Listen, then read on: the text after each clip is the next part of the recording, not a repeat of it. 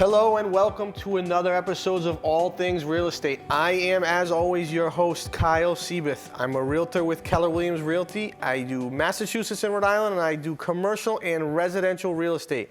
As always, I'm here to bring you any sort of knowledge regarding real estate, and I have a special guest with me. Today, I have none other than Davin Fesmire. You did it again. I did it again. Davin? Davin. Davin. Yes, I've messed his name up 50 times. We do a lot of work together. However, his name is difficult for me to pronounce for whatever reason. We're very close. That's right. So, in all seriousness, so you are with EXP Realty. EXP. I was with Keller Williams before. Yep, so you were with Keller Williams before. Yep. And we've had on, just to kind of give you a background, I've had on a bunch of different real estate professionals on the show. Lenders, attorneys, realtors, all different aspects of real estate. Right. I asked you to come on. Obviously, I've been on your show a bunch, which is called, what's the show that you have? The Home Owners Playbook. So you had me on the Home Owners Playbook maybe 5 or 10 times. Something like that. Which is a great show. Yeah. And I like your story. Oh, and I thanks. think your story is relatable to people that are looking for either a career change or how can skills be transferable from one thing to another, and then also how you've got into real estate relatively recently, right? Yep, 5 years ago. 5 years ago. Yep. And really changed companies and kind of changed your business model. And now you're at a total different firm. You're with Keller Williams before when I first met you. Yep. Now you're at EXP. Right. And EXP has a total different model and an outlook on the real estate industry in general. So I guess first question for you is, what did you do before real estate? Okay, so before real estate, I had a background in broadcast media. I was a radio host for over 20 years. Worked everywhere from Los Angeles in many, many markets all the way up here to New England. Worked in Providence back in 1994, 95, around that time frame. So you're out in LA doing radio, Yeah. and then I just learned prior to starting the show that you came back to Providence, and what station were you on? I was on, then it was called Kicks 106, Yep. and now it's Hot 106. They Yep. changed ownership like so many radio stations and companies do. And who were you on the Hot One on Kicks 106? Because my age group would really know, like they'll recognize it. This is going to kill my credibility as a realtor, but yeah, I was Naughty Boy. I did the show at night, Naughty Boy at night. On the radio, you only have your voice to, make an impact and get people to pay attention quickly. So everybody has some kind of gimmick. Right. And mine was the Naughty Boy show. We did all kinds of crazy things. It was almost like Jerry Springer for teens, but at night was essentially the best way to describe that. And I remember when I was, it was probably when I was in middle school. Once you said the name, I was like, no way, that cannot be you. Yeah. So I remember being like middle school, kind of starting out high school. Right. And that was a show like your parents didn't want you to listen to. They were like, absolutely. That was our whole thing. You can't listen to it, and you'd be in your room, you'd have it on. And just sneaking it under the covers. So I know a lot of people our age can relate to this, and that's awesome. That I didn't know that. Honestly, didn't know. And I knew you in radio, but I never knew that's who you were. So when I worked in Los Angeles, what spawned the name Naughty Boy is I worked in Los Angeles at a station called Kiss FM. That's where Ryan Seacrest is now. Yeah. And there was an afternoon drive guy by the name of Nasty Man, and then there's a guy who was on the competing radio station named Big Boy, and he was on Power 106 then. He's now Big Boy's Neighborhood. He's syndicated, a hip-hop show. Wow. And when I came up here, they're like, you can't go by the name Davin Fesmire. No one's going to hear that. They're always going to mess it up. And so you got to come up with something people can remember easily. So I said, okay, Nasty Man, Big Boy, I can't use their exact thing, but Naughty Boy. We'll go with Naughty Boy. So that's where the Naughty Boy name was spawned. And it's pretty cool, and it's catchy. It's catchy. You hear it once, you remember it. Once you said it, I knew it right away. Yeah, and then you got parents going, you can't listen to that Naughty Boy show. And and that was how long ago? That had to 1994, 95. I was here then. Wow. I know, I'm super old. 94, 95. Yeah. So you went through, right? So you did radio. Yeah. So you did that for how long? For about 20 years or so, at 20 least. years. Yeah. I started in 1988 in radio. Yeah. Wow. I know, right? And so I did that. I've moved from Providence, then I moved back to California. I lived in California 3 times. I lived in Denver twice, Arizona, Texas. Wow. Oklahoma is where I'm from originally. So I've moved a lot. And what prompted me to get into real estate was the continually churning over and over, because whenever you move to a new place, you have to rebuild everything every time. And they're counting on you to cut through that clutter and get your message to people so that people will want to listen and be a part of whatever it is you're doing. And it's very hard. Like, you come here in Providence, in Rhode Island and Massachusetts, it's such a tight-knit community. Everybody knows everybody. And so the most important thing I learned early on is how important relationships are. It's way more important than money. I'll tell you right now. 100%. No, the relationship is the key. So what made you say, I mean, you kind of got into it there, but like what made you say, okay, I did radio for 20 years. I'm okay there. I want to go into real estate. What about real estate, or what do you do now that really is interesting to you? Okay, so what's interesting about real estate is, like when I was on the radio, I knew I was helping people along, impact their lives, give them a little something to laugh at, something, because you never understand until you're down the power of comedy. Like how many times are you feeling, because it's a grind, living your daily life. When something, you turn on the radio for some sort of musical relief or something, and there's something that makes you feel better, picks you up. And a lot of times as media people, we kind of discount that. We're like, well, I'm just doing my job. But with real estate, you're really impacting people's lives. Like I'm working with first-time home buyers. I'm working with people that are going through a divorce. I'm working with people who are downsizing and their kids are going off to school. So I have the opportunity to take my communication skills now and really impact their lives, because I've moved like 18 times in my life, and I've rehabbed almost every home I've lived in. So when I moved back here, and to answer your question, I got out of radio because my mother-in-law is going through some health issues up in Attleboro, and we decided to move back home to be, back home, because New Englanders, you always come back home. You might go away, but you come back for a while. And so we came back, my wife and I, and I was like, okay, if radio happens again, great, but if not, I'm going to do something else with these skills. And so I got my real estate license. And it took to like a fish to water, just didn't realize. It's a transferable skill set. Communication. So communication, but I think you said something and maybe you didn't mean it, or you said it for a purpose, but. If it was good, I meant it. You like to help people. I do. So in the radio world or in the broadcast world, you're helping people. Now transform that into real estate. All we do is help people. We help them buy, we help them sell, we educate them. The show, for example, we're helping people be educated about the process, So you work with first-time buyers, you work with divorcees, you work whoever with whoever really needs help. Now, do you work with sellers and buyers? Absolutely. Okay. Now, important question that I think that a lot of people don't know. If I'm a buyer and I want to work with Davin.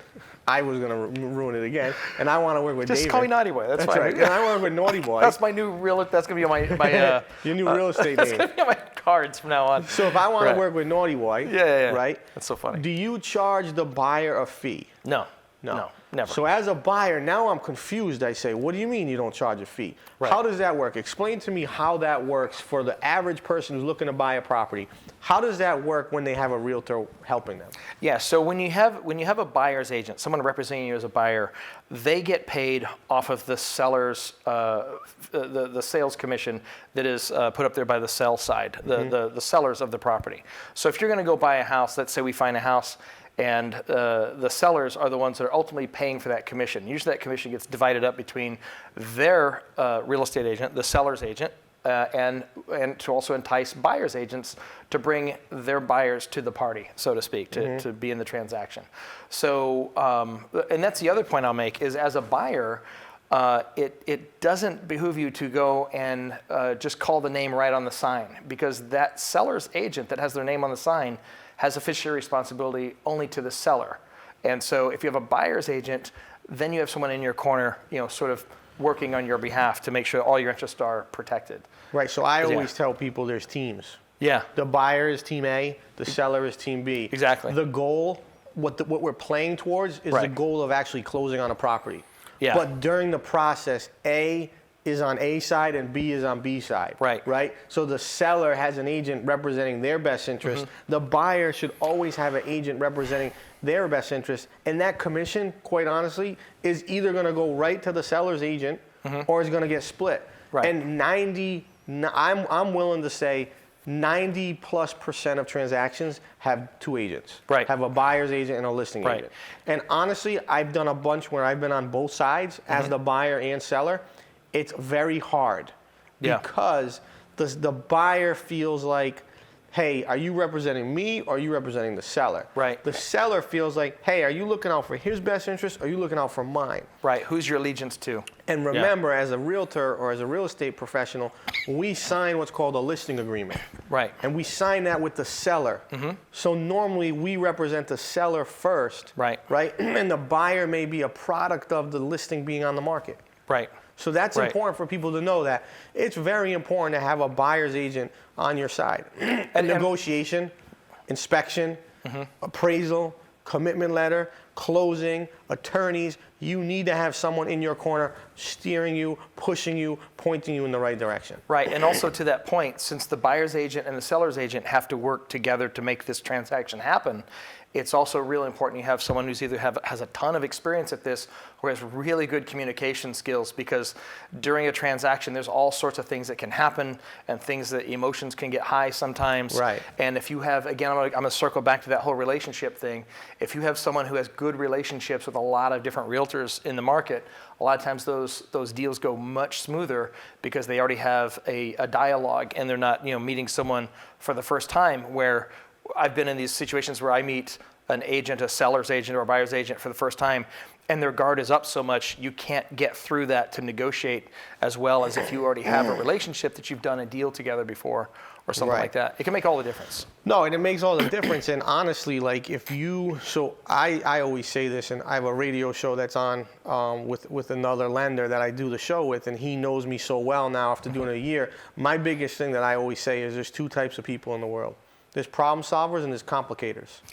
Our job as real estate agents is to be problem solvers. Yeah. However, there's a big group that are complicators. Oh, big time. When you have a transaction as a buyer or a seller and you employ a complicator, that transaction has a very good high percentage chance to go south. Let me ask you a question. Sure. If I'm interviewing a realtor to be my seller's agent or buyer's agent, how can I determine as a regular person if I'm hiring a complicator or not off the bat? What's a telltale sign people should be looking for? So the biggest thing is when they come to your house and meet with you, are they the sort of person that is argumentative about either price, issues with the house, things in the house, moving things around? Is this realtor also in a position where they complicate simple things? If we're just having a very easy conversation, does it flow freely? Or is it a conversation where there's a lot of agitation or a lot of where we're doing circles here? We're not getting right to the point. I think that's important, right? So you get a feel personality-wise if that person is going to fit the bill. Right? And if that person is going to fit the bill, then at the end of the day, at least the personality of this person will put you in a position to be successable. And whatever you do, don't do business with naughty boy. Do not. He's a terrible influence. Naughty boy is a bad influence. So stay with. I'm gonna screw it up again. Davin. Stay with Davin. We're actually much closer than this. But no, we are. But you mess up my name every time, Keel. So that's all right. I do. So at the end of the day, I think that's important, right? When you sit down with a buyer's agent or a listing agent, understand, can I communicate with this person? Is this a person that I am comfortable with selling a property for me or buying with? They could have all the experience in the world, but if that communication and if there's no, what's the word I'm looking for? If there's no cohesion, or if there's no connection between yourself being the listing agent and myself being the seller, it's not going to work. And I actually, on my end, I've met with clients potential clients, I've said, pump the brakes, this is not going to work. Because we're not in the same wavelength. What's a scenario where you thought it wouldn't work? I just did one last week. I went to the east side, and these folks had to sell a condo. Blackstone Boulevard, absolutely beautiful. Okay. 7 o'clock on a Monday, 7:30, whatever. I go in. There's another broker coming out who I know, who's very prevalent on the east side. So they called the two top people in the area. Excuse me. And I go in. And I talk to the gentleman, and the gentleman's like, well, he says a couple things right off the bat that I don't really like. And I get a feel for this is not going to go the right way. And everything is like, we need to be quiet. There's people upstairs. Everything has to be a secret. Everything's secretive. And, I'm very tied into the community. So already I'm like, okay, there's a little ego here, right? Which is fine. Right. But at the end of the day, I don't think the fit is there. Yeah. The age difference was very big. Yeah. Were they as old as me? Like way old? Way old. Yeah. Way old. And I actually stopped the presentation middle of it, and I said, guys, I just don't think I'm your guy. Yeah. I said, I wish you the best of luck, but I think we're not on the same page. Yeah. The wavelength isn't there. We're not going to connect. So, yeah. I had to make that decision, because if I entered a contract with them, I felt like it would only be a negative. Right. Because we're just not going to ever see the same page. Right. So that's an example where, on our end, we can also interview the seller and interview the buyer. I mean, every buyer is not good for me, and every buyer is not good for you. Yeah. Yeah. I had a buyer once in Rehoboth. They had a wonderful house, and they didn't want us to put a sign in the yard, which is okay. I get that. That's fairly common, actually. It is. And a myth: the sign doesn't actually sell the house. Also, just so you know. Not in today's age. No, it's all digital. Correct. But they also didn't want any of the neighbors to know, like no door knocking the neighborhood to let people know that the house is for sale. Right. And that's one of the techniques that actually works really well. Like, who's a better seller of your house than your neighbors to try to bring people into their little neighborhood? Right. And they're like, oh no. And it was similar to probably what you're describing. They had to keep it, very. Everything was very hush hush. Don't tell anyone. Like, I had to come to the door and knock twice, and then move my head this way. Was a little it was like, this isn't gonna work for me. So now let's talk about where you are now. You transitioned from Keller Williams to EXP. Yep. Why EXP? First of all, I love Keller Williams. I love the culture. I love the people there. They're Me really too. good people. Same here. I would expect you're doing pretty well with them. Yeah, we do all right. Yeah, right. So in my career back in media, I'm going to harken back to that. There's been a lot of turnover because of technology, the advancement of technology. People don't listen to the radio like they used to. Everything is right on your phone now. Everything is there. And so because of the cost of doing business and the overhead and to pay for all these broadcast facilities, they started trimming off and letting people go. iHeartMedia just let go like 1,000-something people. Seriously? Yeah, they're they are downsizing people in that field like crazy. iHeartMedia, what's that? Is that like Sirius, or what are they? No, originally they were Clear Channel Communications, but iHeartMedia owns Z100 in New York, Kiss in LA. They are on Sirius XM. Yeah, that's why I thought it was familiar. They did buy some bandwidth on the satellite channels, so even they saw the future coming, that they need to be on these other platforms as well as their terrestrial radio stations. There are radio stations, entire clusters, like up in Rochester, and it's Albany or Rochester. They have a cluster of radio stations where there's 4 or 5 radio stations, and there's not even 4. Like, there's 5 stations, so there are not even 5 DJs on all 5 stations combined. Really? Like, there's one person on each station, except for one where they don't even have anybody because they pipe everything in. Really? Yeah, because of technology and the cost of doing business. So fast forward, I got introduced to EXP Realty, and I saw their platform. It's entirely virtual. We don't have brick and mortar offices to maintain, which honestly helps us as agents to be out in the field and talking to people more, because I never have to attend meetings in offices. I don't have to do a lot of things. In some real estate companies, they require you to have floor time. We have to be there and answer the phones and be a secretary, things like that. So we don't have that. But the bigger thing is it's very sustainable. And when I saw this model, I thought, oh my gosh. I thought about Netflix, I thought about Uber, I thought about all these other virtual platforms. Like, Uber's the most successful taxi company. They don't own a single car. Right. The overhead is so nothing. So I saw that, plus the advancement in the technology they give us to work as agents. The pay structure was better, and I thought, you know what, this is where the future is going, because I've seen it happen in a field that I was top of my class in. Mm-hmm. And I'm not saying realtors are going to be downsized and pushed away, but in a way they will have this new technology to contend with as we move forward into the future of technology. And whoever can run the leanest, meanest, best technology ship is going to survive the onslaught of all the competition. And so you see it really as a technology play? Oh yeah, absolutely. We're so I'm going to counter that, though. Yeah, go for it. I think, because I'm working on right now, I started a team of 10 agents. Yep. I work as my own individual agent. I'm separate. Right. Kyle's here. Right. And then 10 agents are in Team A. Right. Okay.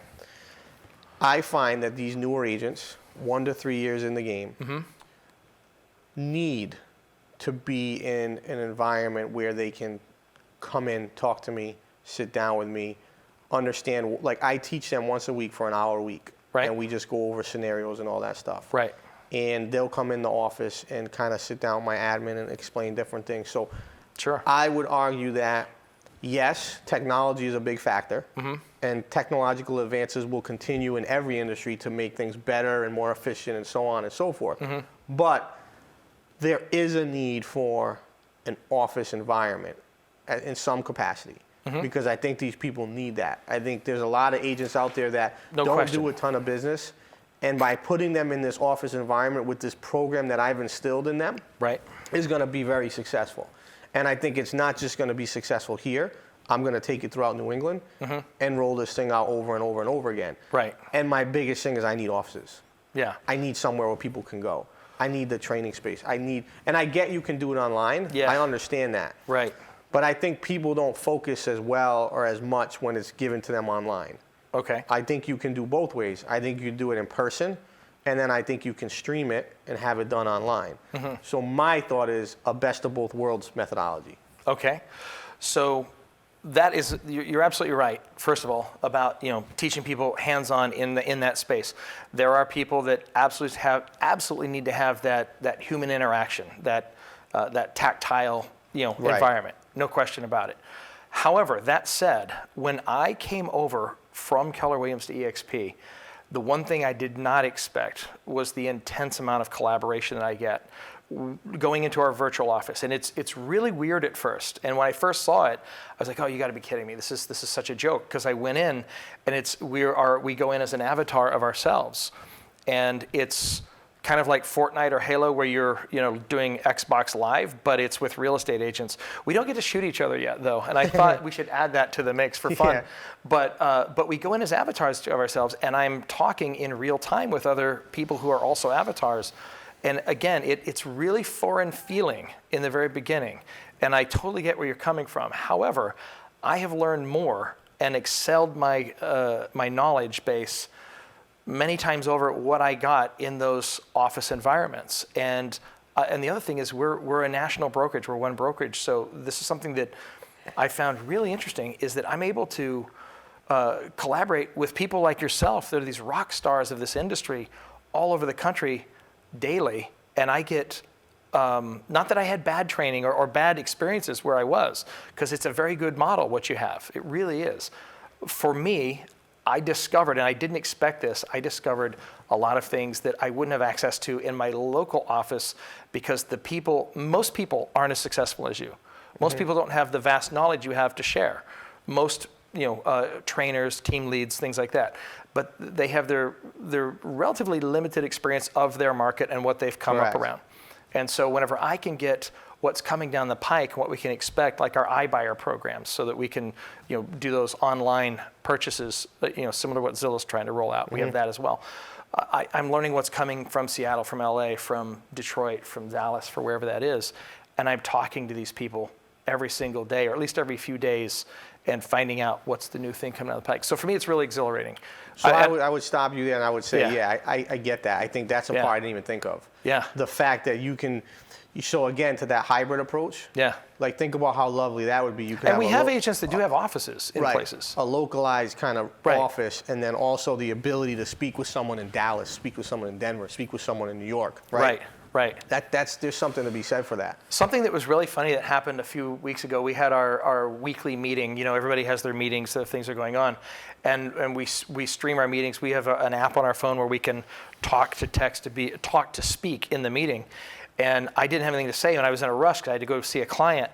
And I have my phone on, and I put it on speaker while I'm taking a shower, and I'm attending the meeting. It's not visual; they're not seeing me in the shower. It's not weird, but I can hear everything that's going on, everybody talking while I'm getting ready for an appointment. Right. I'm thinking, how much money and time did I just save? Right. So that was being efficient. Yeah, that was my personal takeaway. I'm like, okay, and I loved everybody I worked with. I have zero bad blood with anyone. I thought, it's a business move. I thought, this is the new thing. This is where everything's going eventually. Whether it's, it just, for me, seeing that and the sustainability of not having that big footprint and having been downsized a few times in my life because of technology, once bitten, twice shy, No, I hear you. Yeah. And that was a great segment. Yeah. We are at the end. Okay. I want to say thank you so much. I'm so glad to be here, man. This is great. Davin, Yes, I you really got it right. appreciate it. I did that on purpose the whole time. Did you really? Yeah, I did. Okay. I really That's great. appreciate it. And thank you so much. I really appreciate you coming out. Yeah, thanks for having me.